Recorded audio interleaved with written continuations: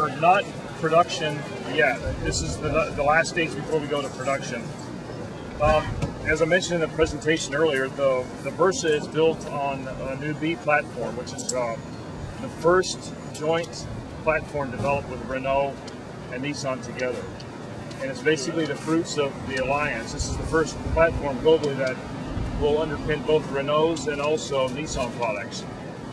And in particular, this is the first application of the B platform, which is fairly flexible. There'll be another version of it that will underpin the new Sentra that'll come out this fall. When they worked on the, as Joe mentioned in his presentation, this is based loosely on the domestic market TITA. And when they worked primarily for that market, the first thing they worked on was the interior package. So they started literally in the design studio with a four-seat buck, and then designed the car around that.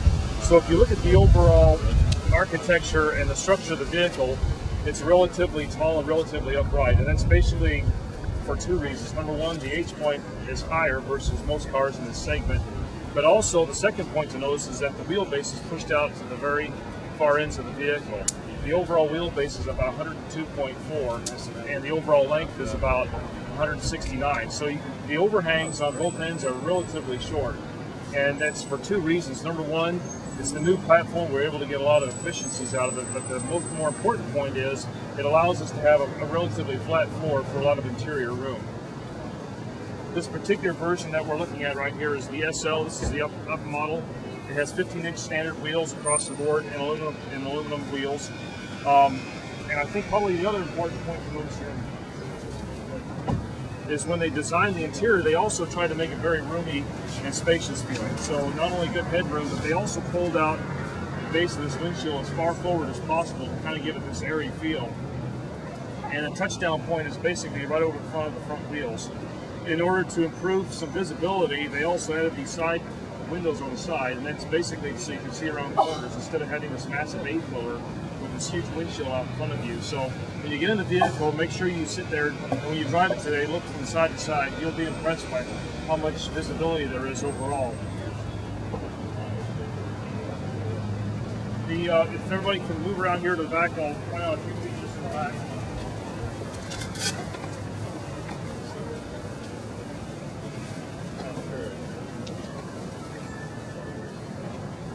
As I mentioned in my presentation, this part of the B platform is a relatively compact rear suspension system, and one of the big benefits of this compact rear suspension again is to maximize interior space.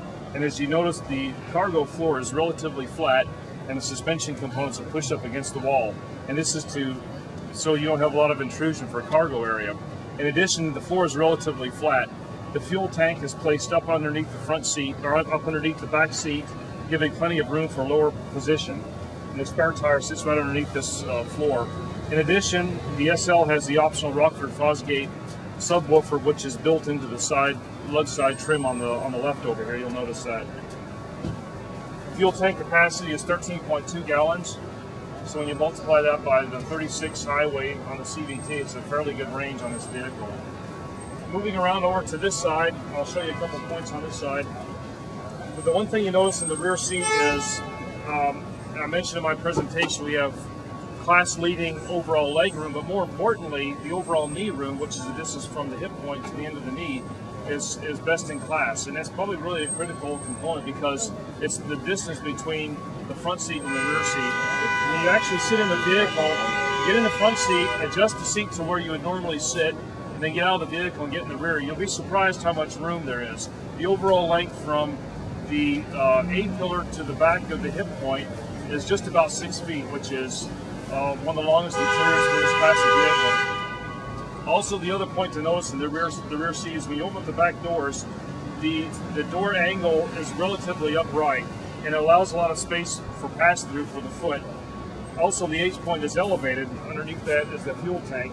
And what that does is it allows the customer moving in and out of the vehicle, or the passengers, to do so relatively easily. Most small cars, you have to kind of squat down into a lower position and scoot in, whereas this one's up off the floor, the H-point's high enough, and you've got plenty of leg room, so it's relatively easy to get in and out of the back seat.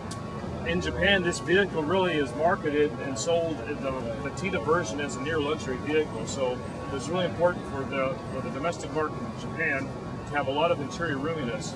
I haven't seen the Japanese market version. What are the principal differences? The principal differences on the materials are not much. The one thing we do have, we have a manual restart door, whereas they have electronic. In addition, they have a lot of features that we don't because it's a different market. For instance, they have a navigation system and a completely different audio system. But the basic components, the basic structures, there's a different seat material, but it's relatively the same. You didn't really have to make much in the way of... Right. One of the big advantages is if you notice, touch most of the interiors, they're really soft. The upper door trim, which is a relatively expensive feature to add, it's padded with a 2mm pad on both front and rear doors, in addition to having the armrests and center armrest in the middle. The overall design, when they were trying to work on the interior design,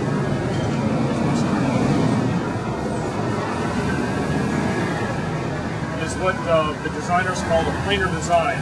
So all of the surfaces on the interior are relatively long. There's not small sections. And if you look at the overall upper door sill, goes into the dashboard and across the top, and that idea is to give a horizontal feeling, to give a larger impression of the interior. So when you shut the interior doors, your eye easily follows this horizontal line across. And the idea was to try to give this idea of a maximum size for the vehicle. The front seats, as I mentioned in our presentation, was patterned after the previous generation Maxima for two reasons. Number one of the key concepts for the vehicle is comfort. And as we all know, most people are getting larger these days, which is one of the main reasons that Versa fits our market so well. The other important point to notice on the seat is it's what we call dual foam technology. So the initial foam is called memory foam, which is similar to the Tempur-Pedic mattress foam for about 6 to 7mm strokes. So the initial impression is kind of a feeling of softness. But to give you overall support for long drives, there's a second layer of foam underneath that has a much denser and higher foam capacity, so you get stability and support for longer distances. So you get both a combination of softness and overall firmness. Let me show you.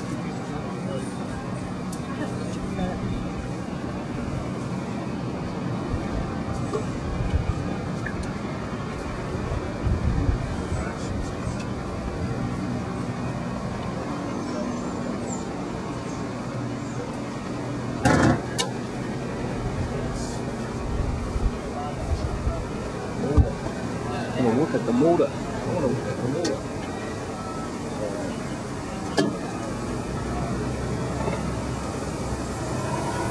As I mentioned, this is a new family of engines. It's a new family of engines for Nissan. It's called the MR series. We'll use it globally on a whole family of vehicles. This particular application is for the Versa. There's a 2-liter version of it that'll be available in the Sentra when we introduce that vehicle this fall. The main benefit of this new engine family is we were able to develop it jointly with the new platform, the B platform, and in addition to CVT. So all three of the components work together. We didn't have to shoehorn an existing engine into an existing platform and have all the compromises. So they started off with both of the vehicles digitally to optimize the space efficiency. This engine is relatively compact. New for Nissan is it's still cross-flow like most Nissan engines, but the intake manifold now is on the front and the exhaust is out the back. Typically, it's just the opposite on our other applications. This does two things. It's able to bring forward the lower IP for a lot more interior cargo. In addition, we were able to use a smaller catalyst and still get the same ULEV rating. Still use chain-driven camshafts? Still use chain-driven camshafts. So overall, there's a lot of technology in the engine. In addition, this application for the U.S. market is tuned specifically for low-end torque to work with the CVT transmission. So you get a lot of low-end part throttle drivability, and in addition to that, the good fuel efficiency while keeping the engine RPMs low. So overall, you can see it's relatively compact, but it's still very powerful and fuel efficient. That's the Versa. Any questions? truck going by, and you say, explain it further. What did you say? Yeah.